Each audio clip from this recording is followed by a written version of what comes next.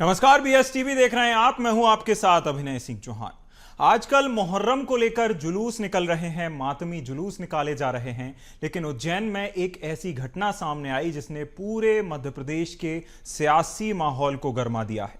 मुहर्रम जुलूस के दौरान उज्जैन में अचानक बवाल मच गया, जहां खजूरवाड़ी मस्जिद के पास जुलूस में शामिल कुछ लोगों ने पुलिस के निर्धारित मार्ग की अवहेलना करते हुए बैरिकेड तोड़ने की कोशिश की। इस दौरान एक प्रतीकात्मक घोड़े को बैरिकेड्स में घुसाने तक का प्रयास किया गया, जिससे स्थिति तनावपूर्ण हो गई और सियासत भी अब इस मामले पर शुरू हो गई है। देखिए खास रिपोर्ट। मुहर्रम जुलूस के दौरान बवाल, धार्मिक नगरी में तनाव का माहौल। प्रतिबंधित मार्ग से जाना चाहते थे उन्मादी, पुलिस को लेना पड़ा लाठीचार्ज का सहारा। दोषियों के खिलाफ कठोर एक्शन लेगी पुलिस। मुहर्रम जुलूस पर गरमाया सियासी माहौल। कांग्रेस बीजेपी के बीच छिड़ी जुबानी जंग। पुलिस और जुलूस में शामिल लोगों के बीच हुई झड़प में 2 पुलिसकर्मी घायल हो गए। स्थिति को नियंत्रित करने के लिए पुलिस को लाठीचार्ज का सहारा लेना पड़ा और इस घटना ने न केवल स्थानीय प्रशासन को हिलाकर रख दिया, बल्कि शहर में तनाव का माहौल भी पैदा कर दिया। मुहर्रम जुलूस में उपद्रव को लेकर विधायक रामेश्वर शर्मा ने कहा, चाहे उज्जैन की घटना हो या प्रदेश के किसी भी स्थान की घटना हो, ऐसी घटना बर्दाश्त नहीं की जाएगी। खूब ईद मनाओ, खूब जुलूस निकालो, खूब मुहर्रम भी मनाओ, लेकिन ध्यान रखो, पुलिस प्रशासन ने जिस रूट पर जुलूस निकालने की अनुमति दी है, उसी रूट पर जुलूस निकाला जाएगा। देखिए, मुहर्रम हो, ईद हो या और कोई त्योहार हो, मध्य प्रदेश सरकार या भारत सरकार सबको अपने अपने पर्व मनाने की भरपूर छूट देती है। नियम अनुसार सबको अपनी अपनी अनुमति लेनी होती है। मुहर्रम का जो निर्धारित मार्ग था उसकी अनुमति प्रशासन ने दी थी। उससे हटकर दूसरे मार्ग पर ले जाकर उपद्रव करना, गुंडागिर्दी करना, तोड़फोड़ करना, पुलिस पर धारदार हथियारों से हमला करना, पुलिस को जोखिम में डालना, बल्कि ऐसा लग रहा था कि षड्यंत्र पूर्वक पुलिस की भी हत्या करने की योजना हो, हिंदुओं की संपत्ति या वहां के नागरिकों को संपत्ति का नुकसान करना। इसलिए मुहर्रम हो, ईद का पर्व हो या कोई भी हो, नमाजें पढ़ो, कोई परेशानी नहीं है। मुहर्रम के जुलूस निकालो, कोई परेशानी नहीं, चाहे जितनी छाती पीटो, कोई परेशानी नहीं है। निर्धारित मार्ग पर अगर बाबा साहब अम्बेडकर का संविधान कानून आपने हाथ में लिया तो डॉक्टर मोहन यादव जी की सरकार के डंडे आप में पड़ेंगे, कानून के शिकंजे में आप कसे जाओगे, आपको जेल जाना पड़ेगा। जुलूस में शामिल कुछ लोगों ने बैरिकेड्स पर धक्का मुक्की शुरू कर दी। एक प्रतीकात्मक घोड़ा बैरिकेड्स से टकरा गया, जिससे वहां मौजूद पुलिस कर्मियों को धक्का लगा। स्थिति बिगड़ते देख पुलिस ने पहले मौखिक चेतावनी दी, लेकिन जब भीड़ बेकाबू होने लगी, इस झड़प में 2 पुलिस कर्मियों को चोटें भी आई। और इस मामले को लेकर कांग्रेस प्रवक्ता ने कहा कि हम पहले से धार्मिक जुलूस का विरोध करते हैं। धार्मिक जुलूस को बहुत तेजी के साथ नियंत्रित करने की जरूरत पड़ती है। धार्मिक जुलूसों पर प्रतिबंध लगाना चाहिए। हमारा देश अराजकता में जा रहा है, सारी युवा धार्मिक जुलूस में जा रहे हैं। इस तरीके की चीज नहीं होना चाहिए। किसने रोक लगाई थी जो अब आप बर्दाश्त नहीं करोगे? इसके पहले हमने इस बार इस मुद्दे पर प्रेस कॉन्फ्रेंस की और ये कहा है कि धार्मिक जुलूसों को बहुत तेज़ी से नियंत्रित किए जाने की आवश्यकता है। पिछले दिनों भोपाल में एक धार्मिक जुलूस के दौरान हथियार लहराए गए और उसमें एक दलित छात्र की मौत भी हो गई, हत्या हो गई। तब भी हमने प्रेस कॉन्फ्रेंस की थी और बताया था कि धार्मिक जुलूसों पर प्रतिबंध लगाओ। हमारा देश जो है इस अराजकता में जा रहा है, कैंपस कल्चर ख़त्म हो रहे हैं, एकेडमिक डिसिप्लिन ख़त्म हो रहा है, सिर्फ हुड़दंग हो रहा है इस देश में। सारे युवा जो हैं धार्मिक जुलूसों में जा रहे हैं। तो ये भाजपा की सोची समझी साजिश है कि युवाओं को जानबूझ के अराजक तत्व की तरफ ढकेला जाए, जिससे जो रोजगार और जो दूसरे मांगे हैं वो हतोत्साहित हों। उज्जैन पुलिस ने स्थिति को नियंत्रित करने के बाद सख्त रुख अपनाया। जुलूस के आयोजकों सहित 16 लोगों के खिलाफ दंगा भड़काने और सरकारी कार्य में बाधा डालने के आरोप में मामला दर्ज कर लिया है। पुलिस ने सीसीटीवी फुटेज और अन्य सबूतों के आधार पर आरोपियों की पहचान शुरू कर दी है। दोषियों के खिलाफ कड़ी कार्रवाई की जाएगी। मुहर्रम का जो सामूहिक जुलूस मुहर्रम के 9वें दिन निकाला जाता है, वो कल रात भर उज्जैन शहर में निकाला गया, जिसको लेके पिछले 10 दिनों में हमारे द्वारा लगातार 2 बार सभी आयोजकों के साथ बैठक कंट्रोल रूम में और थाना स्तर पे की गई थी। उसमें सभी को निर्धारित रूट पर जाने के लिए पाबंद किया गया था और इसके पूरे मिनट्स पे और उनके दस्तखत भी कराए गए थे। उसके बावजूद आज बेगमबाग इरफान खाना उर्फ लल्ला, इनका जो घोड़ा है, उनको निर्धारित मार्ग जो खजूर वाली मस्जिद से निकास चौराहे की तरफ जाना था, वो उस पर ना जाते हुए पुलिस के बैरिकेड को तोड़कर उन्होंने अब्दालपुरा की तरफ जाने का प्रयास किया, जिसमें कुछ पुलिसकर्मियों को चोट भी आई। उपस्थित भीड़ थी, उसको तितर-बितर करने के लिए हल्के बल का प्रयोग। और चलिए इस मामले पर हमारे साथ चर्चा करने के लिए कांग्रेस प्रवक्ता समर सिंह हमारे साथ जुड़ रहे हैं, साथ ही साथ दिनेश गुप्ता वरिष्ठ पत्रकार हमें ज्वाइन कर रहे हैं। दोनों ही मेहमानों का बहुत स्वागत है BSTV पर। और सीधा सवाल मैं कांग्रेस से ही करना चाहूंगा। देखिए समर सिंह जी, पहले भी धार्मिक जुलूस निकाले गए हैं और हमारे देश में लगभग हर महीने में धार्मिक जुलूस निकलते हैं, लेकिन इस तरह का उन्माद क्यों? आखिर जो निर्धारित रूट है उसे क्यों फॉलो नहीं करना और उन्माद क्यों? समर जी।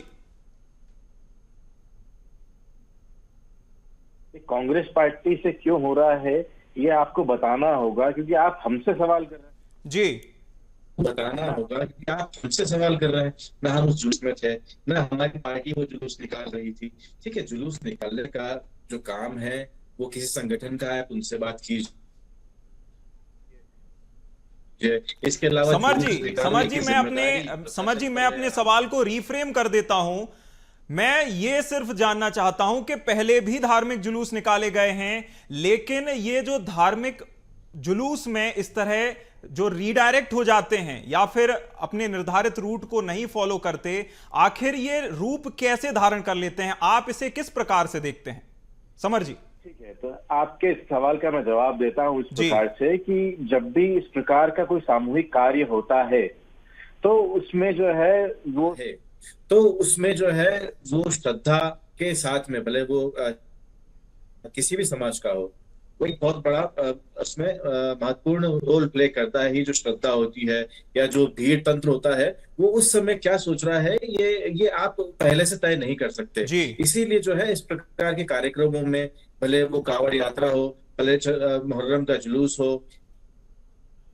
कई ऐसे इंदौर के अंदर गेरें निकलती हैं, तो उसके लिए जब भीड़ तंत्र के लिए, क्योंकि भीड़ की कलेक्टिव जो सोच रहती है उसको आप पहले से ही जस्टिफाई डिफाइन नहीं कर सकते। उसके लिए आपको मुस्तैदी रखनी पड़ती है और वो काम जो है पुलिस का है।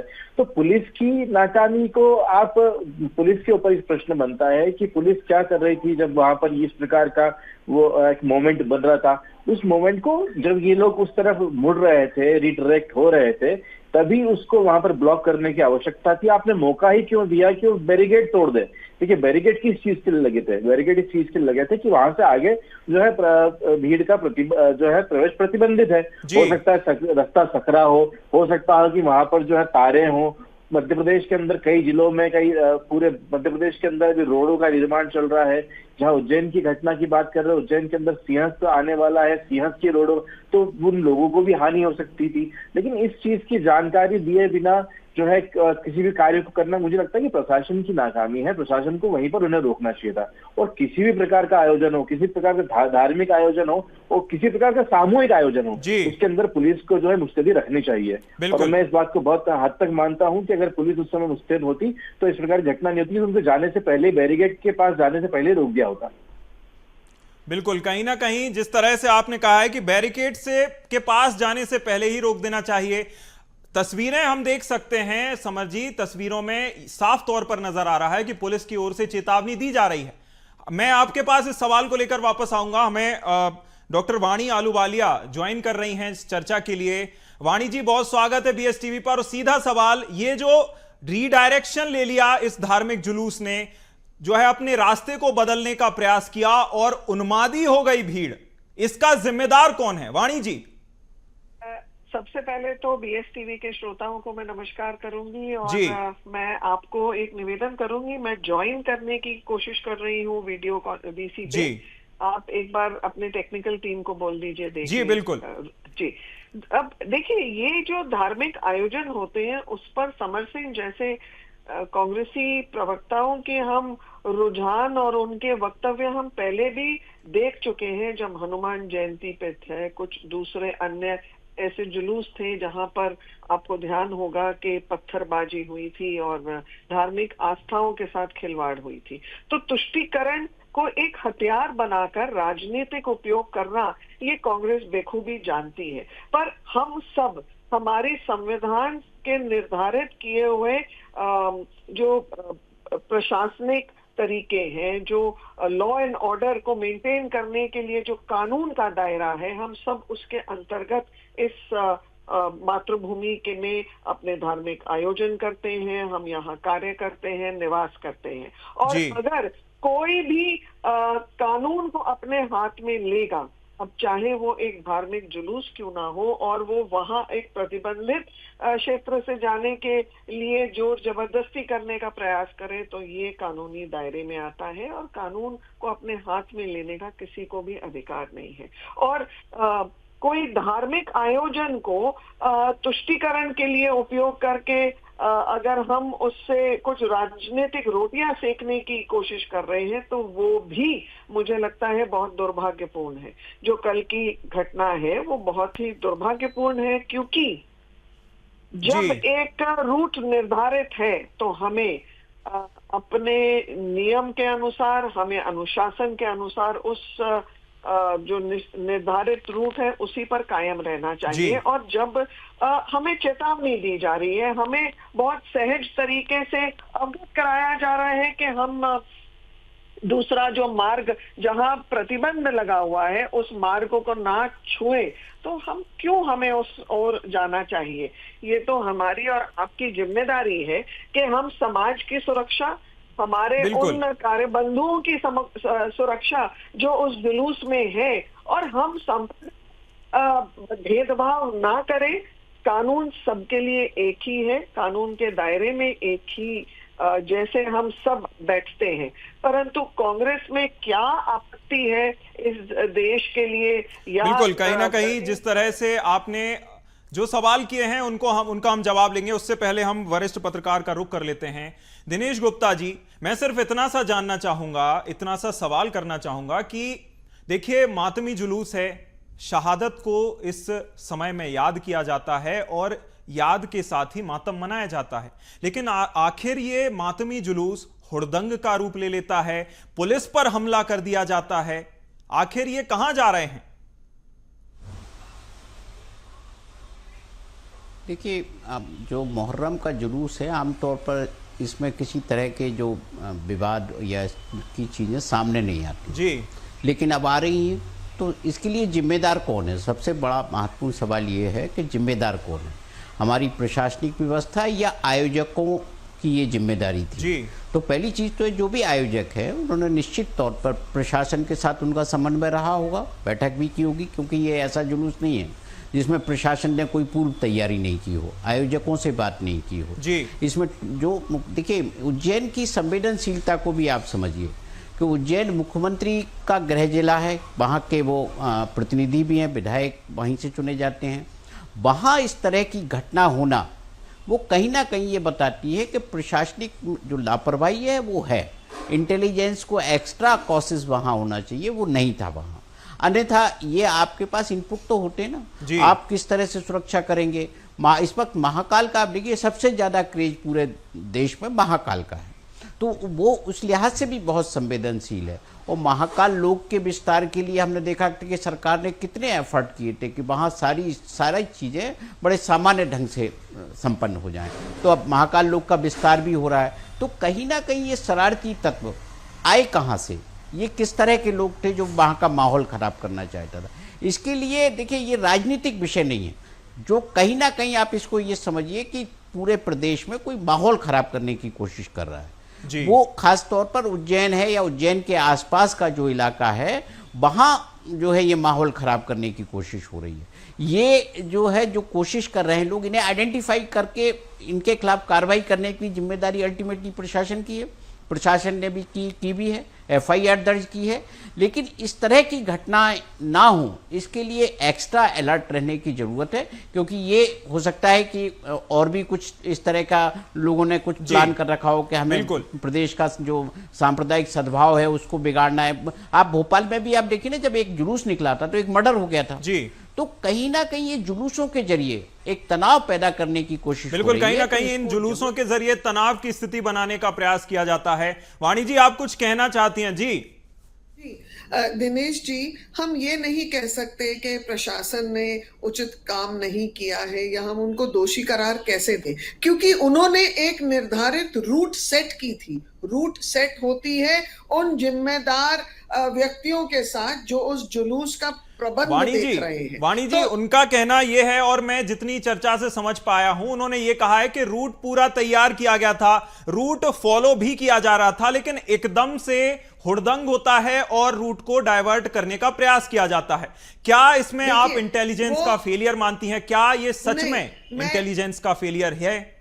ये इंटेलिजेंस का फेलियर नहीं है, ये उन शरारती तत्वों का वहां प्रमुख रूप से एक्टिव होने का एक हमको एग्जाम्पल मिल रहा है, जो कि सांप्रदायिक हिंसा, तनाव और समाज में एक संदेश, इस देश को तोड़ने का संदेश, इस शांति के टापू को बिगाड़ने, यहाँ की शांति भंग करने का संदेश देना चाह रहे हैं। और ऐसे शरारती तत्वों के विरुद्ध में जो भी कानूनी कार्रवाई होती है बिल्कुल होनी चाहिए, बिल्कुल कड़े तरीके से होनी चाहिए, किसी को भी बख्शा नहीं जाना चाहिए। और ये शांति का टापू, एक और चीज समर सिंह जी, आप हंस रहे हैं, परंतु आप लोग जो तुष्टिकरण का हथियार का उपयोग करते हैं, आपको शर्म आना चाहिए। ये मोहन यादव जी का प्रदेश है जहां बातें अच्छी लगती है, ये सब जी नहीं। अरे मैडम, कुछ नहीं होगा इन सब चीजों से, बातें आपकी झूठी हैं। समर सिंह जी, आप देखिए, आप जब सामाजिक समानता की बात करते हैं तो मैं आपको याद दिला दूं, कांग्रेस का दल वही दल है जिन्होंने सिखों का नरसंहार किया था, और एक महिला होते हुए इस प्रकार की दंगाई मानसिकता रखना आपको शर्म आनी चाहिए। समर जी, आपको मौका मिलेगा। समर जी, अपनी बात रखने दीजिए। जी वाणी जी, क्योंकि मैं सच बोल रही हूँ, क्योंकि मैं सच बोल रही हूँ, समर सिंह जी के पेट में दर्द होने वाला है और वो मेरी बात पूर्णता तक नहीं लेके जाने देंगे। मैं निश्चित रूप से कह सकती हूँ कि वो बीच में टोकते रहेंगे, पर ये देश ने कांग्रेस के उदाहरण कई राज्यों में देखे हैं, चाहे वो बंगाल हो, चाहे केरला हो, चाहे कश्मीर हो। हम बार बार हम सिखों का नरसंहार भी देख चुके हैं। कांग्रेस वो पार्टी है, जब राहुल गांधी, आप पत्रकारों के साथ बैठते हैं तो बिल्कुल कांग्रेस वो पार्टी है जो वाणी जी इन सवालों का जवाब जान लेते हैं। समर जी, कांग्रेस पर आरोप लग रहे हैं कि इस तरह की घटनाओं को संरक्षण और बढ़ावा देने का प्रयास कांग्रेस के ऊपर किया जाता है, कांग्रेस की ओर से किया जाता है, माफ कीजिएगा। क्या कहना चाहेंगे? जी देखिए, पहली बात तो यह है कि कांग्रेस एक धर्मनिरपेक्ष पार्टी है और संविधान। चुप हो जाइए, अब आपकी बारी हो चुकी है। जी समर जी, अपना जवाब दीजिए। जी, एक महिला होते हुए दंगाई मानसिकता यहाँ पर दिखाना, एक महिला जो होती है वो सौम्य होती है, महिला जो है वो घर को जोड़ती है, परिवार को जोड़ती है, समाज को जोड़ती है। अरे मोदी जी, आप जैसे कार्यकर्ताओं तभी पता है, जवाब देना भली भांति जानती हूँ। समर जी, कम से कम समर जी, हम किसी और मुद्दे पर बात कर रहे हैं, इस तरह की आप जेंडर से जोड़कर कोई बात मत कीजिए। जी समर जी, अपना जवाब कंप्लीट कीजिए। मैं तो तारीफ ही कर रहा हूँ। समर जी, अपनी बात कंप्लीट कीजिए। जी समर जी बोलिए। महिला होने का सम्मान वाली बात है, महिला होना कोई अपमान वाली बात है क्या? हमें जन्म किसने दिया? महिला ने दिया है, ठीक है, तो महिला होना कोई गुनाह नहीं है। मैं तो बोल रहा हूँ कि महिला होते हुए आपको 100 में दंगाई मानसिकता वाली पार्टी की बात कर रहा हूं मैं यहाँ पर। भारतीय जनता पार्टी कुल मिला के दंगाई मानसिकता वाली पार्टी है। अब देखिए किस प्रकार से ये छोटी मोटी घटनाओं को जो है और इस प्रकार की छोटी मोटी नहीं, भीड़ वाली घटनाओं को ये एक है ना सामाजिक रूप दे देते हैं, एक जो है वो एक कम्युनिटी से जोड़ देते हैं। तो ये समस्या समर जी यहाँ मैं आपको टोकना चाहूंगा, समर जी यहाँ मैं आपको टोकना चाहूंगा। 2 पुलिस कर्मियों पर हमला हुआ है, 2 पुलिस कर्मियों पर हमला हुआ है, छोटी मोटी घटना नहीं है ये। अरे तो मेरी बात तो सुन ली, पूरी बात तो होने दीजिए। डॉक्टर वाणी आलूवालिया हमारे साथ बनी हुई हैं। जी वाणी जी, देखिए आप याद करिए कि ये वही कांग्रेस के प्रवक्ता हैं जो फिलिस्तीन का जब झंडा फहराते थे कुछ बदमाश तत्व, तब ये कैसे गोलमोल अपने वक्तव्य देते थे। और अभी हम जिस बात पर उल्लेख कर रहे हैं वो है असामाजिक तत्वों की पहचान, ऐसे तत्वों की पहचान जो समाज को तोड़ना चाहते हैं, जो हमारे देश को अस्थिर करना चाहते हैं। उनकी पहचान क्या कांग्रेस नहीं चाहती है होनी चाहिए? क्या कांग्रेस नहीं चाहती है कि ये देश स्थिर हो? क्या कांग्रेस नहीं चाहती है कि यहाँ शांति का टापू है, शांति का टापू बना रहे? कांग्रेस के मन में, कांग्रेस के इरादे, कांग्रेस की मंशा, उनकी विचारधारा कितनी मुझे लगता है जहरीली है, इसी बात का हम आंकलन इनके भी नहीं जी। मेरा तो दूसरा प्रश्न है, क्या राजनीति के पैमाने केरल में अलग, मध्य प्रदेश में अलग, बंगाल में अलग, कश्मीर में अलग, राजस्थान में अलग और अन्य प्रदेशों में अलग होंगे?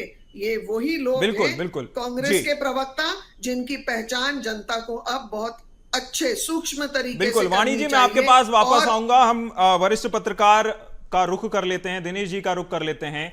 दिनेश जी देखिए, वाणी आलूवालिया जी ने कई सारे उदाहरण दिए हैं, गिनती के उन्होंने उदाहरण दिए, अलग अलग प्रदेशों के उन्होंने उदाहरण दिए जो कि कांग्रेस की सहयोगी पार्टियां हैं। इन उदाहरण को आप कैसे देखते हैं? देखिए, हर उदाहरण के पीछे एक पृष्ठभूमि होती है जी। और देखिए, जहां यही तो विडंबना है ना भारतीय राजनीति की, एक राजनीतिक दल जहां सत्ता में होता है वो कुछ और बात करता है और जहां विपक्ष में होता है तो कोई और बात करता है।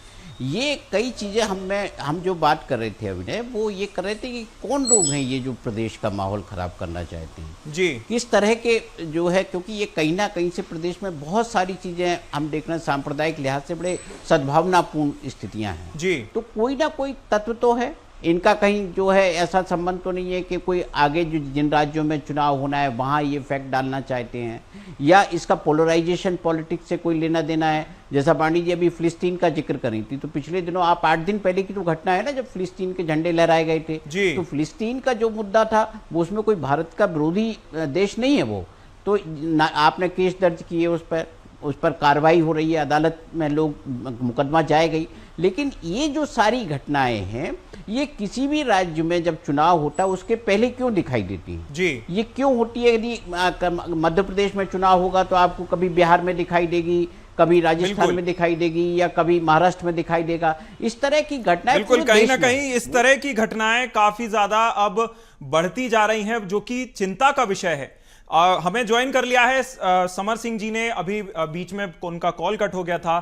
तो समर जी, आप अपना जवाब कंप्लीट कर रहे थे, मैं सवाल दोबारा पूछ लेता हूं, आखिर इस तरह की घटनाएं सामने आती क्यों हैं? साथ ही साथ भाजपा की ओर से आप पर आरोप भी लगाया गया था कि कांग्रेस के जो संबंधित राज्य हैं उनमें ये घटनाएं लगातार बढ़ती जा रही हैं। अब बताइए कि मणिपुर में कौन सा कांग्रेस का राज में, कौन सा जो है कांग्रेस का राज है? आप बताइए कि राजस्थान में कौन से कांग्रेस का राज है? आप बताइए छत्तीसगढ़, आप बताइए कि हरियाणा में कहां पर? तो कुल मिला के बात यह है कि भारतीय जनता पार्टी के आरोपों का जवाब देना हम जो है उसको उचित नहीं समझते, क्योंकि इनके आरोपों में कोई दम वाली बात नहीं है। जहां तक की बात है कि ये आरोप लगाते हैं हम पर कम्युनल होने का, जो कि सबसे ज्यादा कम्युनल ये है। आप देखिए कि जहां चुनाव होते हैं तो ये बाबा रामदेव, जितने भी अपराधी बाबा हैं जो जेल के अंदर है, उनको ये जो है बेल पर छोड़ देते हैं, फिर उनसे चुनाव प्रचार करवाते हैं। जिन्होंने जो है बड़े बड़े जो हमले करवाए, पुलिस के ऊपर हमले, अगर आपको याद होगा कि एक बाबा हुआ करते थे, उनके समर्थकों ने पुलिस की हत्या तक कर दी, ठीक है। तो इस प्रकार के बाबाओं को ये लोग संरक्षण देते हैं। तो ये चुनावी मुद्दा है और भारतीय जनता पार्टी की अगर मनस्थिति देखी जाए और इनका अगर इनके कोर में जाके देखा जाए तो ये एक उपद्रव फैलाने वाली पार्टी है, ये एक दंगाई पार्टी बिल्कुल। कहीं ना कहीं देखिए, जिस तरह की हमने आपसे आपके जो विचार जाने वे काफी ज्यादा लोगों को जानने चाहिए। साथ ही साथ ये भी हम कहना चाहेंगे, इस चर्चा को हम जारी इससे ज्यादा नहीं रख सकते चूंकि समय सीमा है।